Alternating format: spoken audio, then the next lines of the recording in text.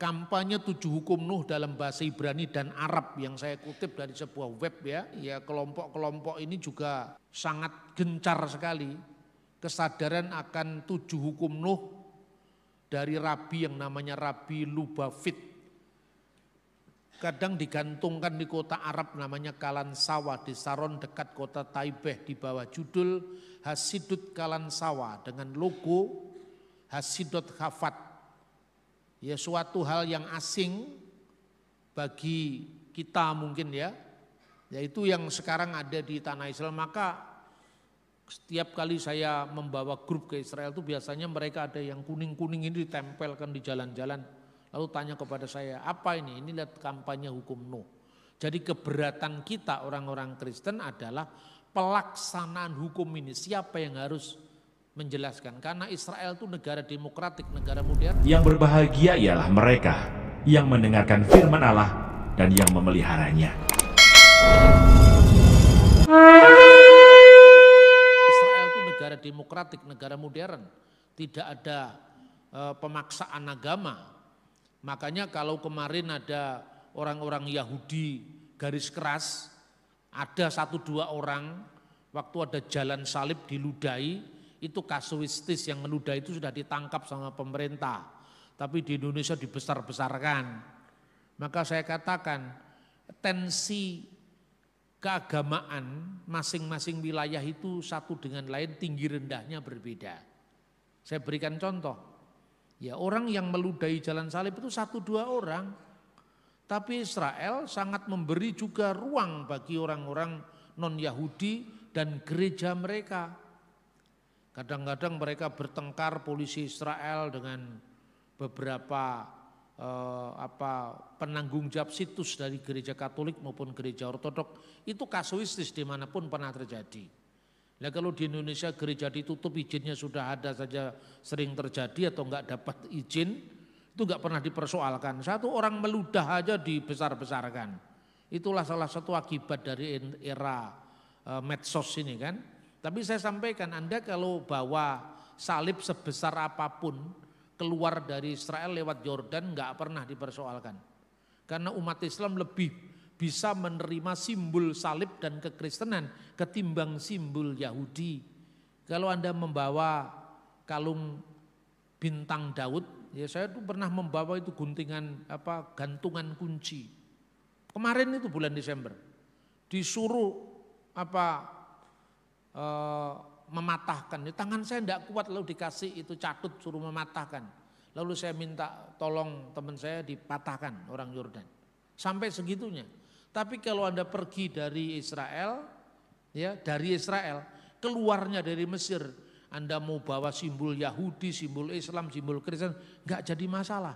Berarti kasus umat Islam di Yordan dan umat Islam di Mesir beda, cara memandang hubungannya dengan umat Yahudi. Itulah maka diperlukan dialog. Sebab era medsos ini kan sebetulnya kan era untuk manggung. Wong gemblung ke manggung itu ya medsos itu. Makanya banyak orang yang modalnya cuman sepotong-sepotong tapi pinter ngomong ya muncul.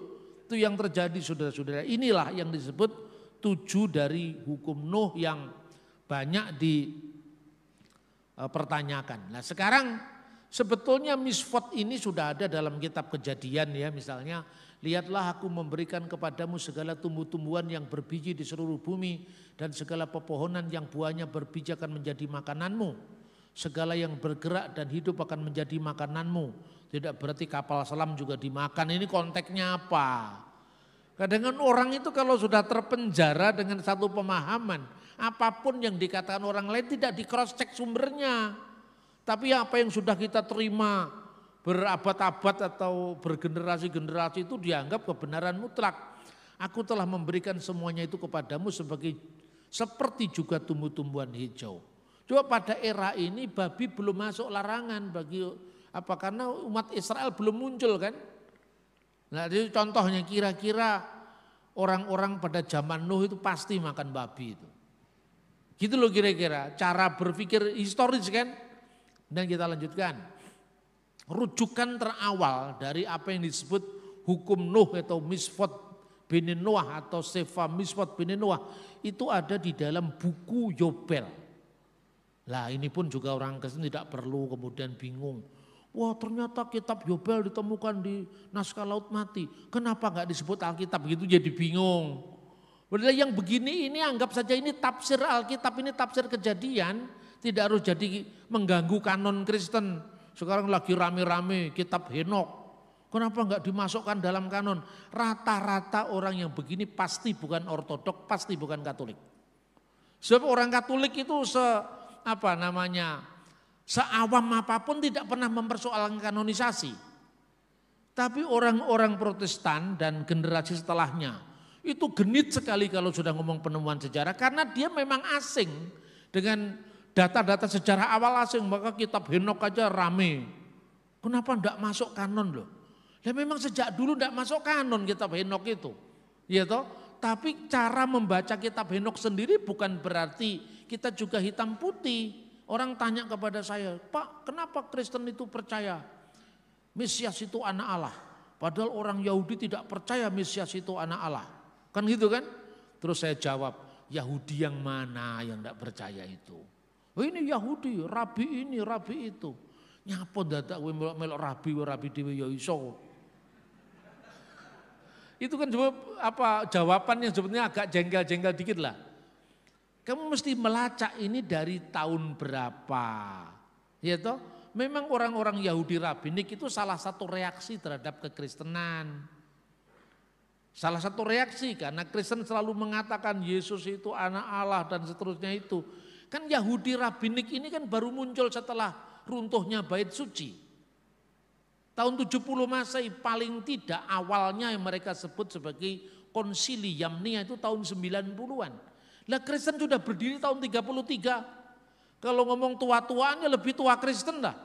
Kenapa kita harus minder kan gitu kan?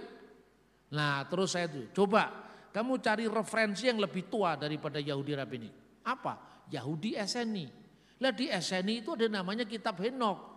Dalam kitab Henok itu Mesias yang ditunggu-tunggu itu anak Allah. Cocok dengan klaimnya Kristen kan? Tapi kalau kamu baca kitab Henok kemudian malaikat turun ke dunia kawin dengan anak perempuan karena tertarik dengan keseksiannya, masa kamu juga percaya itu? Yesus mengatakan di surga tidak ada kawin dan mengawinkan seperti kehidupan malaikat kan gitu kan? Jadi kalau kita melihat dengan sabda Yesus ya clear semuanya. Tolak ukur kita itu Yesus lah. Yesus punya murid 12, punya murid 70 murid 12 punya murid lagi seterusnya. Lah kenapa kita mesti percaya dengan apa orang yang tidak percaya pada Yesus kan gitu kan? Rujukan kita ini kan Kristus. Kristus punya murid. Muridnya punya murid lagi. Itulah yang kemudian kita lacak. Bukan kemudian Tuhan Yesus langsung rabi abad pertengahan. Lah itu hubungannya apa secara iman? Gitu loh cara berpikir historis sekaligus kita bertanggung jawab pada kitab suci kita. Ini tentang hukum Nuh itu ya. Pada tahun Yobel yang ke-28 Nuh mulai memerintah kepada putra-putranya peraturan dan perintah dan putusan. Perhatikan, berarti rujukan tentang adanya hukum Nuh itu sudah ada sebelum zaman kekristenan. Nah ini saudara-saudara, ini saya bandingkan dengan catatan seorang rabi namanya Rambam. Rambam itu Mose ben Maimun. Artinya bukan saya menundukkan diri di bawah otoritas Rabi Rambam, tidak. Tapi menunjukkan bahwa mereka juga punya penafsiran sama seperti kita punya penafsiran terhadap perjanjian lama. Misalnya penafsiran dia ini, Adam manusia pertama diberikan 6 perintah. Larangan penyembahan berhala, menista nama Tuhan, pembunuhan, hubungan seks terlarang, pencurian, perintah membangun sistem pengadilan yang adil. Kemudian yang 7, melarang makan anggota tubuh yang robek dari hewan hidup. Itu ditambahkan pada zaman Nuh seperti yang dikatakan bahkan daging nyawa ada dalam darahnya jangan kau makan dan seterusnya. Itu pendapat Rabi di abad pertengahan. Jadi Kristen bukan pendapat tunggal itu loh maksud saya. Jadi saya memberi rujukan ini kalau orang Yahudi begini, Kristen begini. Kamu pilih yang mana terserah. Lah kalau gereja ya milihnya bapak gereja bukan bapak sinagog toh. Benar apa tidak? Kan gitu cara berpikirnya. Kemudian saya lanjutkan. Setelah masa-masa kemudian kira-kira abad ketiga baru muncul pembagian hukum Musa itu 613 hukum. Ini belum ada di zaman Yesus. Dari 613 hukum Taurat, hukum Musa itu menjadi rumit itu akhirnya. Namanya Taryak Misfot Muse yang dijabarkan. 613 hukum itu terdiri dari ini hitung-hitungannya orang Yahudi. Taryak Misfot, ya huruf tet itu jumlahnya 400, huruf res itu jumlahnya 200, yod itu jumlahnya 10, gimel jumlahnya 3. Akhirnya jadi 613 lalu dirinci satu persatu. Kalau Bapak Ibu tidak percaya dengan rincian ini tetap bisa masuk surga. Karena ini tidak mengikat kita. Saya hanya memberikan contoh cara-cara orang-orang Yahudi membaca teks suci ya. Tapi kita mesti respect kepada mereka karena setiap huruf dalam kitab Taurat itu punya makna gitu loh. Ya, kita lanjutkan. Apa saja yang diajarkan ya? Misalnya tentang jenis makanan yang tidak kosher, tidak tahir. Dari jenis mamalia, karnivora, hewan yang tidak mengunyah makanannya, babi, hewan yang tidak memiliki kuku terbelah, onta, kelinci, kuda, kelelawar, burung-burung buas pemangsa, reptil, amfibi termasuk swike tidak boleh dimakan. Jadi jangan tanggung-tanggung kalau Anda hanya tidak makan babi kemudian mengejek orang-orang Tionghoa yang makan babi lah, kamu masih makan onta juga sama-sama dilarangnya kok. Kemudian hewan di air semua non ikan, di antara ikan semua yang tidak memiliki sirip dan sisik termasuk lele, ikan patin nggak boleh dimakan, ya kan? Kemudian itu udang, terus apa namanya cumi-cumi nggak boleh dimakan itu bagi orang Yahudi. Lah serangga, semua serangga kecuali belalang, ya, atau belalang jenis tertentu yang menurut sebagian besar tidak dapat diidentifikasi saat ini. Karena jenis-jenis belalang di Israel di padang gurun beda dengan jenis-jenis belalang di kita, ya kan? Nah itulah yang disebut hatami, yang najis secara Yahudi dan yang tahor yang artinya bersih secara Yahudi. Ini tentu berbeda dengan larangan haram dan halal dalam Islam. Kemudian kita lanjutkan. Kapan? Sejak abad ketiga itu bisa dibuat dalam sistematikanya itu Traktat Makot 23b yang didasarkan atas khotbah Rabi Simlai yang dijabarkan hukum Musa dalam Taryak Misfot 613 dan itu terdiri dari Misfot Aseh, aturan yang berisi perintah. Itu 365 perintah sesuai dengan jumlah hari dalam setahun menurut tahun matahari. Lalu Misfot Lo Ta'aseh, aturan yang melarang, terdiri dari 248 larangan sesuai dengan jumlah tulang dan organ utama tubuh manusia menurut anggapan orang Yahudi saat itu. Ilmu kedokteran sudah berubah, jadi sistematik ini juga bisa berubah kan gitu kan. Ya, jadi artinya makanya saya bilang kalau Anda tidak percaya dengan ini tetap bisa masuk surga. Tapi untuk membandingkan apa yang kita imani, apa yang kita sistematikan dalam ajaran, itu ternyata bukan karangan kita semata-mata. Ada akar sejarah yang bersambung dari abad ketiga sebelum Masehi. Pertama hukum Nuh itu disebut, lalu Kisah Rasul pasal 15, ya kan? Terus pembagian pelayanan bagi orang Yahudi dan bukan Yahudi, itu gema dari pluralisme hukum dalam Taurat yang dinamakan proselit, pintu gerbang, orang-orang yang bukan Yahudi yang tinggal di wilayah Yahudi. Mereka minimal tidak melakukan hukum Musa pun nggak apa-apa asal melakukan hukum Nuh. Nah mereka yang melakukan hukum Nuh itu ya bisa makan babi. Tapi itu di luar wilayah Israel, makanya hasil arkeologi penemuan di seluruh wilayah Israel tidak ditemukan fosil tulang babi.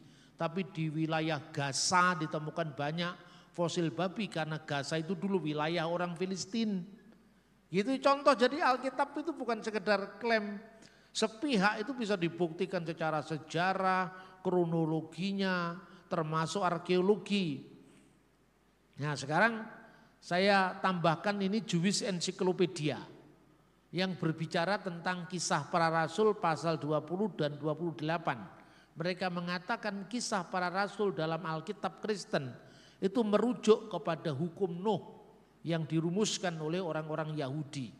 Ini dari ensiklopedia Yahudi ya. Kemudian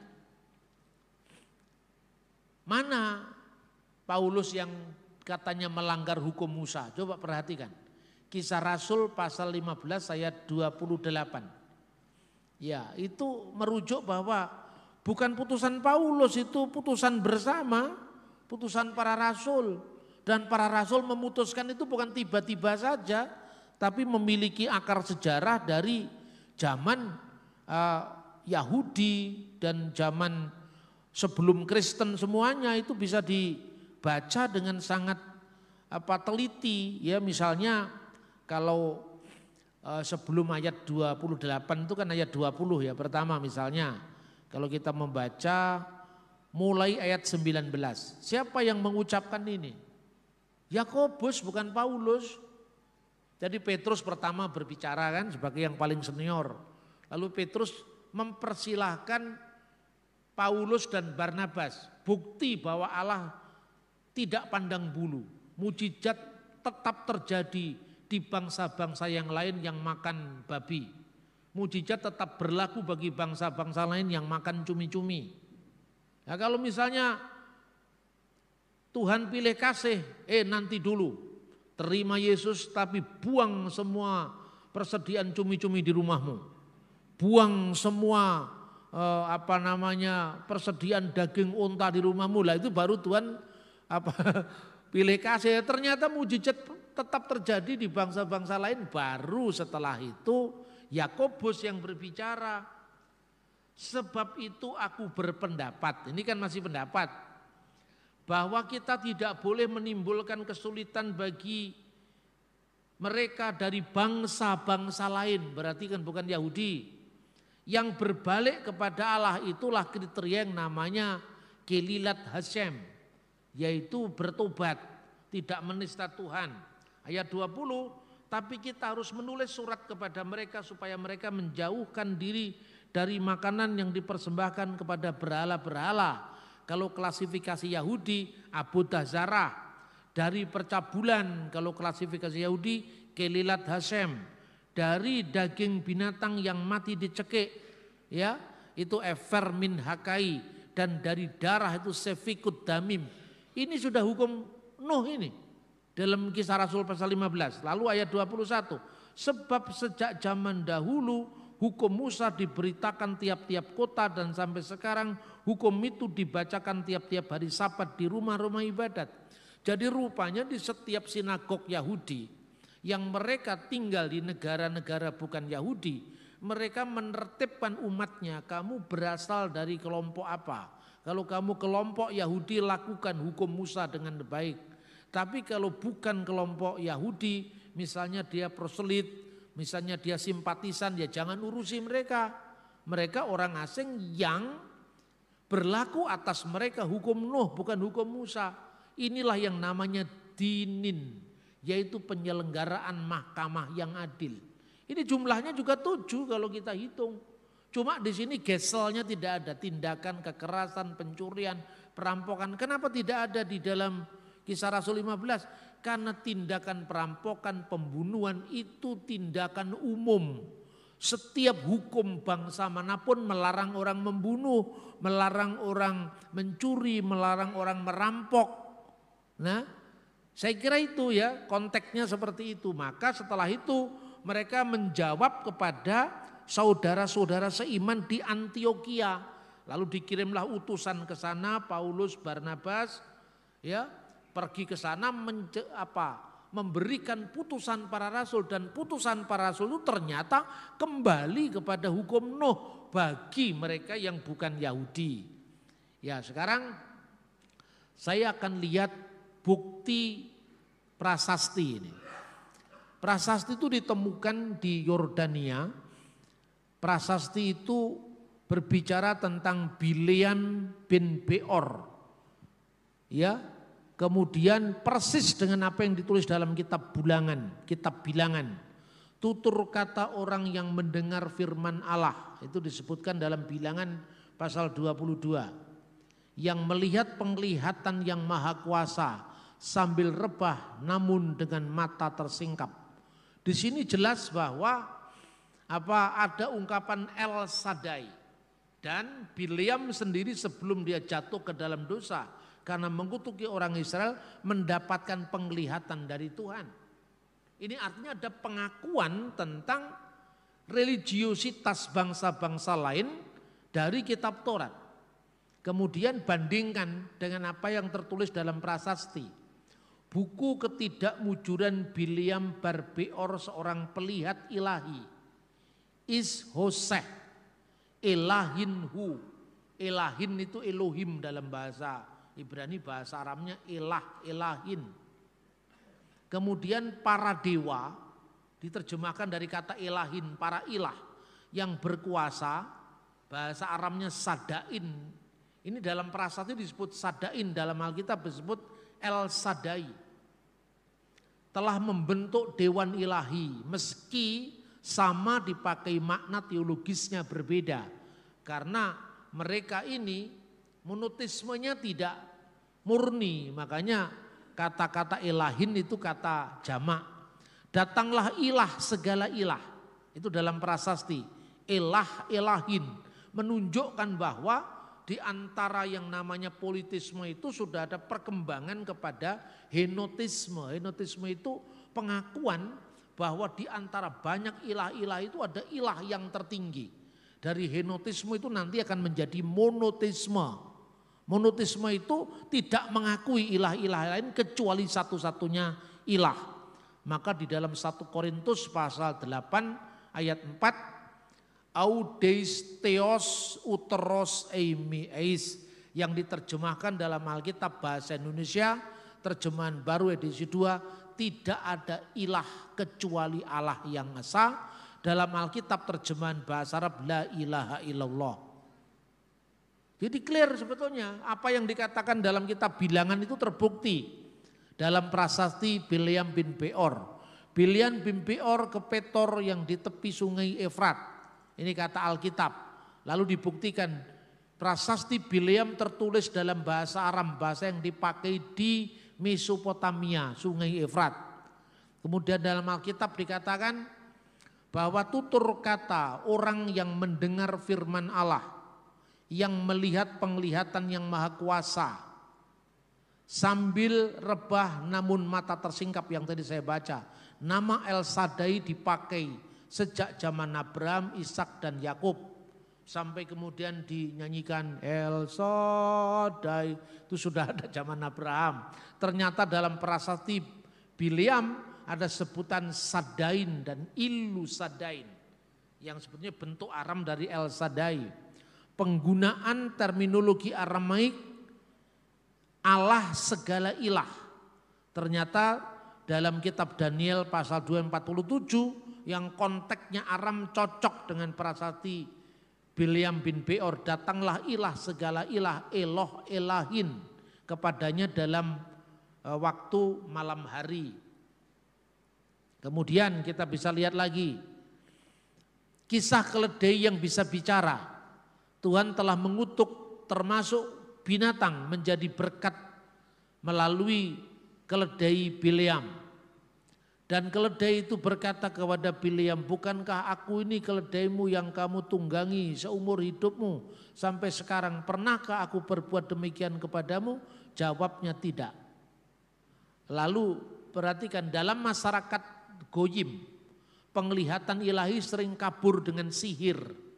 Ya, seperti binatang saling mengutuk. Itu ternyata apa yang digambarkan dalam kitab Bilangan itu terbukti dari prasasti Bileam ini. Sebab burung Raja Wali mencela dan pekik burung bangkai menghina. Sarang burung nasar akan berteriak menanggapi. Burung bangau, anak elang dan burung hantu. Jadi gambaran tentang binatang itu cocok dengan apa yang disebutkan dalam mujizat keledai yang bisa bicara. Kemudian apa korbannya? Karena Taurat mengakui Bileam mendapatkan firman dan penglihatan Tuhan, maka Yudaisme mengakui sebagai salah satu dari 7 nabi bangsa-bangsa lain. Ini pandangan Yahudi ya. Sib'ah Nebiim, Umot Ha'olam. Jadi bangsa-bangsa lain diberi nabi sendiri. Tapi nabi itu rawan jatuh. Apa korbannya bagi bangsa-bangsa lain? Anak babi mengusir macan tutul dan mengusir yang muda. Itulah persembahan ganda mereka. Jadi terbukti ternyata korban babi ada di bangsa tetangga Israel. Dan eksistensi tokoh spiritual di luar Israel diakui oleh Israel ketika Israel menyebut bahwa Bileam sebelum jatuh ke dalam dosa menerima firman Tuhan. Ini bukti arkeologi bahwa kisah tentang Bileam bin Beor itu yang kaitannya dengan binatang korban tadi ternyata terbukti dalam sejarah. Nah, untuk lebih jelas saya ingin kutipkan Talmud ya dari Traktat Baba Batra 15a. Apa yang disebut nabi bagi bangsa-bangsa lain, umot ha'olam. Umot ha'olam itu nanti yang menjadi bahasa Arab Nabi al-Umi. Ya, tapi saya enggak mau masuk ke dalam agama lain lah. Itu urusannya orang yang menafsirkan. Tapi secara bahasa umat ha'olam itu artinya umat yang umi. Nabi bagi umat yang umi. Itu jumlahnya 7. Umi itu kan bangsa-bangsa lain. Nabi bagi bangsa-bangsa lain. Yang kemudian dalam teologi Islam ditafsirkan buta huruf. Ya, tapi sebenarnya Nabi al-Umi itu terjemahan dari Nabi Nebim Umot Ha'olam. Nabi bagi bangsa-bangsa lain. Siapakah mereka? Pertama, Bileam dan ayahnya Beor. Yang kedua, Ayub. Yang ketiga ya, pertama Bileam, kedua Beor, ketiga Ayub. Karena Ayub itu asalnya dari Us Edom. Elifas orang Teman. Teman itu wilayah Arab juga. Bildad orang Suhi. Jofar orang Naama. Dan yang 7 Elihu ben Barakhel orang Busi. Yang semuanya ditunjukkan dalam kitab Ayub. Dia berkata kepadanya, menurut alasanmu Ayub adalah orang bukan Yahudi dan seterusnya. Ya, saya lanjutkan sekarang. Lah, sekarang bagaimana hukum bagi orang Yahudi? Ini terakhir. Kalau kita membaca dalam kitab Ulangan, Israel kalau ditanya anak-anaknya, apakah peringatan, ketetapan dan peraturan itu yang diberikan oleh Tuhan Allahmu kepadamu? Teks yang ditulis dalam bahasa aslinya, kata yang diterjemahkan peringatan itu edot. Yang diterjemahkan dengan ketentuan ya, itu adalah hukim, ketetapan ya, ketetapan atau ketentuan itu hukim. Edot itu peringatan dan terakhir peraturan itu adalah mispatim. Jadi apa artinya? Mispatim itu hukum yang sifatnya universal. Jangan mencuri, jangan membunuh, jangan berzina, jangan mengingini istri sesamamu, itu universal. Anda boleh benci sama setan, kira-kira kalau Anda mengganggu anaknya setan, setannya kan juga marah kan? Itu artinya universal, semua makhluk Tuhan, apalagi sesama manusia. Yang kedua hukum yang bersifat edot. Edot itu peringatan. Satu contoh misalnya, tadi setelah ada hukum jangan kamu makan binatang yang mati dengan sendirinya, secara harfiah begitu, yang diterjemahkan bangkai. tapi boleh dimakan oleh orang asing yang ada di wilayahmu. Namanya orang asing proselyt pintu gerbang itu. Pintu gerbang karena di wilayah Israel. Atau mereka boleh memakannya. Atau boleh kamu jual kepada orang asing, geir. Setelah ada aturan itu apa? Jangan kamu memasak anak kambing bersama susu induknya. Coba apa artinya itu? Itu hukum peringatan khusus, hanya berlaku bagi Israel. Lah kalau kita orang Solo, ngapain kita ikut-ikut orang Israel? Itu pluralisme hukum, jadi memang aslinya hukum itu berlaku bagi Israel. Apa sih maknanya? Dulu Rabi Mose ben Maimun misalnya mengatakan, kenapa itu masak anak kambing atau anak sapi, pokoknya binatang bersama susu induknya itu dilarang. Itu kira-kira abad pertengahan. Itu pasti ada kaitannya dengan praktek bangsa lain yang menyembah berhala. Begitu juga banyak penafsir Kristen. Tidak mungkin kalau itu dilarang begitu saja. Pasti ada alasannya. Tapi beberapa waktu terakhir itu ditemukan sebuah prasasti yang membuktikan bahwa ada kaitan memasak anak binatang dengan susu induknya dimasak bersama. Itu penyembahan yang berkaitan dengan dewi kesuburan. Antara lain ada seorang dewa dengan 2 istrinya yang itu dianggap simbol kesuburan, itu dipuja dengan memasak anak kambing bersama susu induknya. Sedangkan pesan bagi orang Israel, karena kamu dikuduskan. Dikuduskan itu bukan berarti Israel itu maha suci, tidak. Dia dikhususkan karena untuk misi besar lahirnya sang juru selamat. Itu artinya masak anak kambing bersama susu induknya. Kenapa yang disembah dewi kesuburan? Karena orang di Timur Tengah itu ancaman terbesar mereka adalah kemandulan. Itulah sebabnya maka ketika sebuah suku atau sebuah marga itu tidak punya orang laki-laki, mereka kebingungan. Kisah itu yang mendasari kisah Alkitab tentang anak-anak Lot yang memberi mabuk ayahnya. Kenapa harus memberi mabuk ayahnya? Di satu pihak tidak ada laki-laki di kalangan bangsa kita. Kita tidak bisa melanjutkan keturunan kita. Kalau tidak bisa melanjutkan keturunan kita itu aib bagi bangsa-bangsa. Nuraninya masih jalan. Dia ayah kita, bukan suami kita. Maka dikasihlah mabuk Lot itu. Maka lahir dari bangsa yang namanya Moab, dari kata Meab, dari ayahnya, benih dari ayahnya misalnya. Terus kemudian Anda pahami menurut logika orang modern, Nabi kok kelakuannya begitu. Justru Bible itu merusak nama nabi-nabi, termasuk merusak kehormatan Nabi Lot. Yang bilang Lot itu nabi siapa dulu? Wong Lot itu dalam Alkitab nggak pernah disebut nabi. Ya toh? Semua tokoh Alkitab dimaknai secara baru oleh mereka yang baru datang kemudian itu dan mengatakan semua dikasih gelar nabi, termasuk Adam juga dikasih gelar nabi. Lah pertanyaannya bukan Lot itu nabi dalam konteks Yahudi Kristen. Maka ini menggambarkan situasi ancaman di Timur Tengah akan kemandulan rahim sehingga generasi mereka tidak bisa berlanjut. Ini soal jangan memasak anak kambing bersama susu induknya. Ya kan? Yang kedua, hukum peringatan itu misalnya jangan kamu makan daging di sendi pangkal paha. Itu juga berlaku hanya untuk Israel. Karena memperingati peristiwa Yakub yang kepingin memenangkan berkat itu. Ya, dengan dia bergulat dengan Hais orang itu. Nah tapi judulnya bergulat dengan Allah, ya betul bergulat dengan Allah. Bergulat secara rohani, tapi bergulat secara jasmani dengan orang itu, orang laki-laki itu. Masa gitu aja gak bisa paham?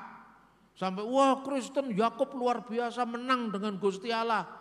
Kami sudah memenangkan pergumulan kami, mendahulukan Allah dibandingkan dengan yang lain itu bergumul, artinya bukan bergumul itu gelut kayak Mike Tyson itu bukan. Tapi yang gelut seperti Mike Tyson itu Yakub dengan orang laki-laki itu. Anda baca tafsiran para rabi sampai Luther, Yohanes Calvin sama soal itu. Nah kemudian apa jiwa daripada kisah itu? Jiwa daripada kisah itu pertama, Yakub sedang ketakutan karena ancaman Laban kakaknya.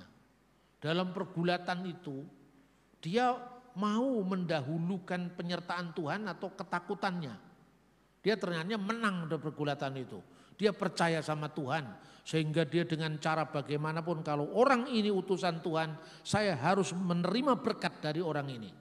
Akhirnya dia mendapatkan berkat tapi pahanya, sendi pangkal pahanya dipukul. Itu artinya jerih juang gitu loh. Jadi ketika orang Israel makan sendi di pangkal paha, ingat perjuangan kakek moyang kita. Apakah kamu tidak berbela rasa pada Yakub? Itu mirip kalau kita masang bambu runcing setiap 17 Agustusan itu loh. Atau janur kuning misalnya. Apakah itu berarti relevan bagi orang Filipina? Memasang bambu runcing itu relevan bagi orang Australia. Anda bisa ditangkap polisi karena membawa benda keras dipasang di depan rumah untuk membunuh. Yang relevan dengan kisah itu hanya orang Indonesia. Ingatlah kegigihan nenek moyang kita yang melawan bedil dan granatnya Belanda hanya bermodal bambu runcing ini. Setiap kali engkau mengingat benda itu, ingatlah perjuangan nenek moyangmu. Nah, setiap kali mengingat daging di pangkal paha, berbela rasalah dengan Yakub. Kalau nenek moyangmu Suro Menggolo dari Ponorogo tidak pernah dipukul kakinya, kenapa harus diterapkan hukum itu? Jadi membaca Alkitab dengan membutakan sejarah itu bahaya itu. Termasuk memasak anak kambing bersama susu induknya. Makanya kalau di Israel sudah jelas aturannya seperti itu. Nah, tapi persoalannya saudara-saudara, itu yang edot peringatan. Yang hukim itu Imamat pasal 11. Termasuk babi dilarang, onta dilarang. Kenapa hukim itu tidak boleh dilarang? Alasannya enggak ada alasan. Jadi hukim itu artinya hukum yang kita tidak mengerti alasannya. Harus dilakukan karena Tuhan berkata demikian. Misalnya babi. Apa itu sebabnya? Tapi orang Yahudi itu kan tidak pernah membuat otaknya itu berhenti. Selalu dipikir, apa ya sebabnya? Nah ternyata Anda bisa melihat salah satu dari alasannya itu ini. Ini alasannya. Kita bisa membaca tulisannya Philo. Ini Philo itu filosof Yahudi, lahir tahun 20 sebelum Masehi, wafat tahun 50 setelah Masehi. Dia mencatat begini, saya selalu tunjukkan rujukannya ya. Philo dalam bukunya The Special Law. Special Laws itu artinya hukum khusus ya, hukim tadi maksudnya. Buku keempat, pasal yang ke-17, halaman 100 sampai 101. Tetapi Musa dengan sekuat tenaga melarang semua hewan, baik di darat maupun di air atau yang terbang di udara, yang gemuk dan yang banyak daging, karena dikhawatirkan membangkitkan kesenangan yang membahayakan. Umpan yang memperbudak indera luar kita, yang menghasilkan ketidakpuasan, gangguan pencernaan dan menjadi asal segala penyakit dan kelemahan. Dari semua hewan di darat diakui babi adalah daging terlezat bagi mereka yang memakannya. Jadi alasannya karena babi itu paling enak, maka tidak boleh dimakan. Karena kalau dimakan Israel ada semacam diperbudak oleh indera mereka, Eksodus bisa lebih dari 40 tahun, bisa 80 tahun itu. Itu menurut Philo. Tapi kita bisa lihat alasan yang lain. Alasan yang lain yang bisa diikuti. Ketika kita membaca Alkitab misalnya, Keluaran 13 ayat 2. Kuduskanlah bagiku semua anak sulung, semua yang lahir terdahulu dari kandungan pada orang Israel. Baik itu pada manusia maupun pada hewan, akulah empunya semuanya. Jadi artinya kalau anak sulung mati itu berarti generasi akan punah. Karena pelanjut generasi sulung. Bukan hanya manusia, hewan pun buah kandungan yang sulung harus diberikan kepada Tuhan. Makanya kita lihat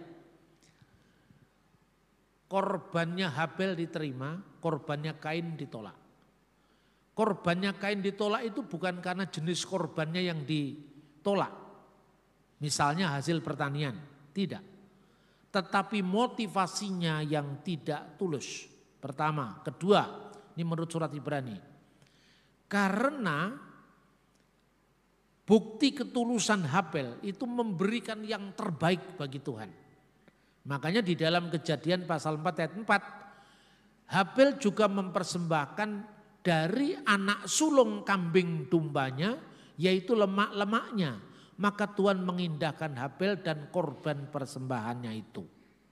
Lemak bagi Tuhan. Maka tadi pagi saya makan sate kambing, lemaknya tidak saya makan. Meskipun agak kurang enak kalau tanpa lemak. Tapi yang terenak bagi Tuhan itu loh. Bukan berarti Tuhan makan kambing, enggak lah. Itu artinya ukuran kita. Maka yang diterima Tuhan itu yang sulung dari kambing dan dombanya termasuk lemak-lemaknya. Kambing anaknya berapa? 2, 3, sapi 2, 3, domba 2, 3. Gampang menandai yang sulung. Babi anaknya berapa? Belasan. Maka yang sulung sulit ditandai. Makanya babi dilarang. Itu bukan karena higienis atau tidak higienis, itu tergantung masaknya. Apalagi Israel yang sudah canggih. Tapi dilarang karena tidak sesuai dengan pesan yang sulung bagi Tuhan tadi. Masuk akal apa enggak kira-kira? Makanya orang tanya kepada saya, ini saya kan bikin YouTube beberapa tahun yang lalu waktu pandemi. Babi haram sejak kapan? Judulnya gitu. Terus kemudian ada orang Kristen ini marah ke saya, Pak Bambang coba bahwa aturan babi itu tidak hanya berlaku sejak zaman Musa. Tapi Bapak lihat itu di perahunya Nuh itu kan sudah diklasifikasi mana yang halal, mana yang tidak halal. Ya, lembaga kita sekarang mana yang tahir, mana yang tidak tahir. Jadi bukan halal haram dalam kualifikasi makanan, tetapi dalam kualifikasi korban. Makanya diterjemahkan tahir dan tidak tahir. Bahasa aslinya tahor dan tami.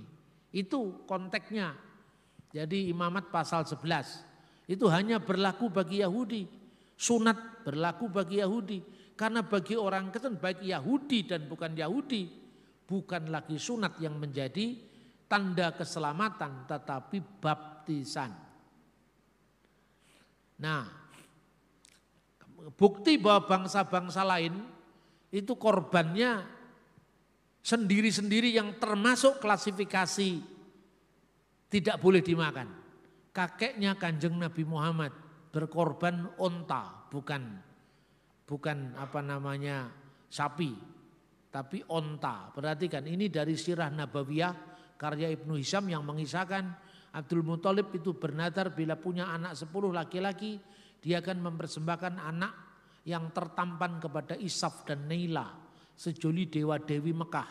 Nazarnya terkabul, Abdul Muthalib hendak mempersembahkan Abdullah, bapaknya Kanjeng Nabi. Niatnya dihentikan oleh orang Quraisy agar konsultasi kepada seorang kahina, dukun perempuan di Taif. Akhirnya dibuatlah undian, kalau keluar nama unta yang dikorbankan. Kalau keluar nama Abdullah, maka Abdullah yang dikorbankan. Begitu keluar nama Abdullah diganti unta sampai 100 kali. Ya, begitu nama unta itu penggantinya supaya Abdullah tidak dikorbankan sampai 100 kali. Baru kemudian keluar nama unta, berarti unta yang dikorbankan. Apa korbannya? Unta. Padahal unta bukan binatang korban bagi Taurat. Berarti bertentangan dengan Taurat. Sampai hari ini orang Muslim kalau korban juga korban unta. Itu tidak cocok dengan Taurat. Jadi Kristen non-Yahudi bersama Islam sama-sama melanggar Taurat. Kalau ukurannya ini benar enggak?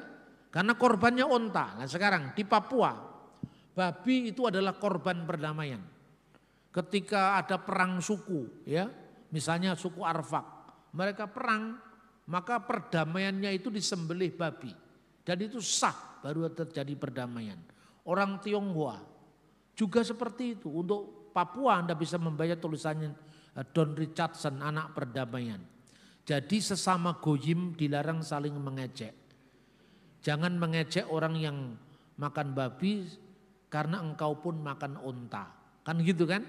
Tapi kalau ukurannya ini sama-sama tidak Tauratnya. Jadi itulah sebabnya kenapa saya dalam diskusi ini yang saya sampaikan tentang Yudaisme. Dan terakhir, kalau kita lihat secara syarat korban tadi, coba kita lihat.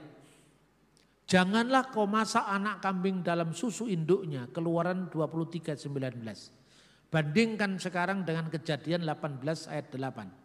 Kemudian diambilnya dadih dan susu serta anak lembu yang telah diolah itu, lalu dihidangkannya di depan orang-orang itu, dan ia berdiri dekat mereka di bawah pohon itu sedang mereka makan. Inilah persembahan Abraham kepada tamunya. Daging dari anak lembu disajikan bersama dadih, produk dari susu dan susunya. Ini bertentangan dengan jangan kamu masak daging bersama susu induknya.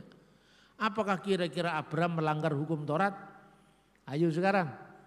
Ini bapak orang beriman loh. Waktu Abraham belum disunat, dia menjadi wakil bagi bangsa orang Yahudi yang kepadanya tidak berlaku hukum Yahudi ini.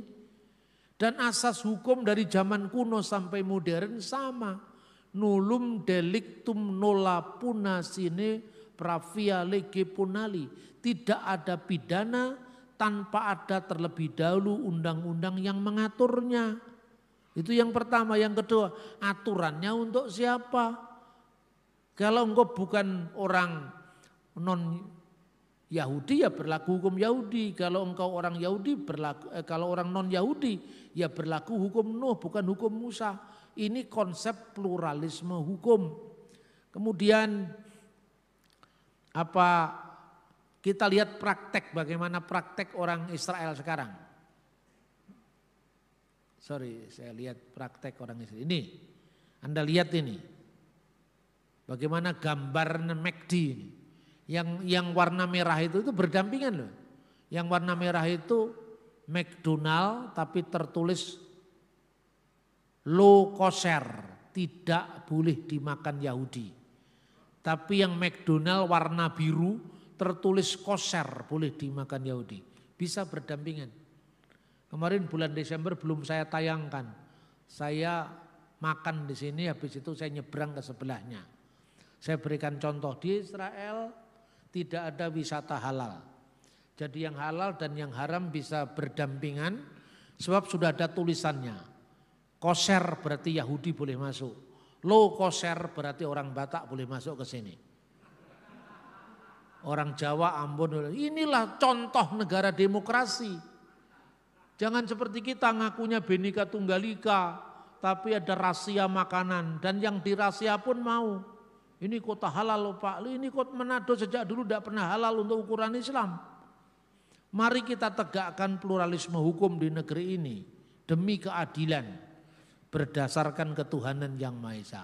Contohlah kalau mau. Galatia pasal 5. Kemerdekaan Kristen.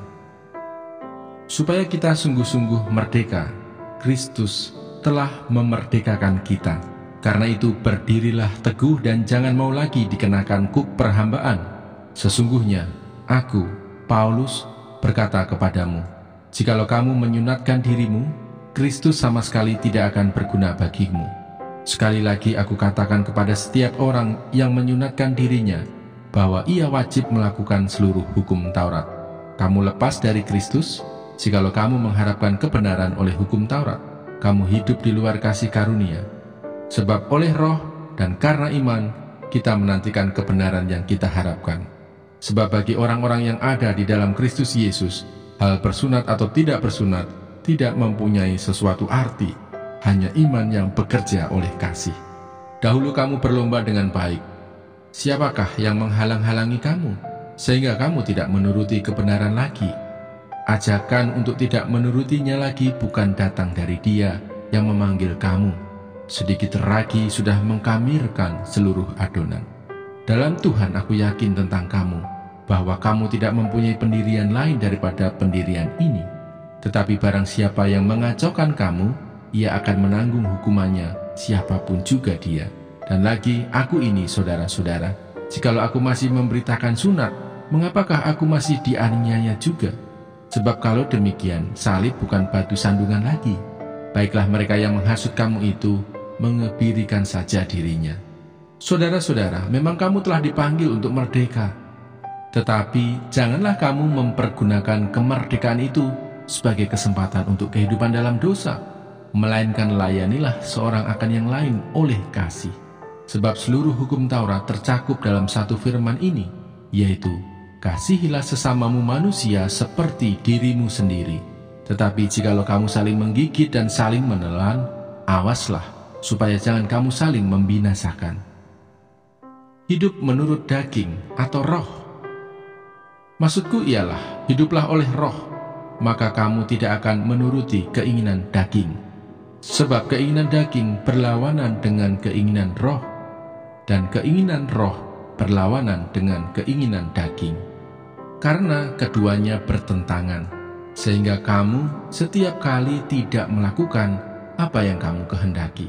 Akan tetapi, jikalau kamu memberi dirimu dipimpin oleh roh, maka kamu tidak hidup di bawah hukum Taurat.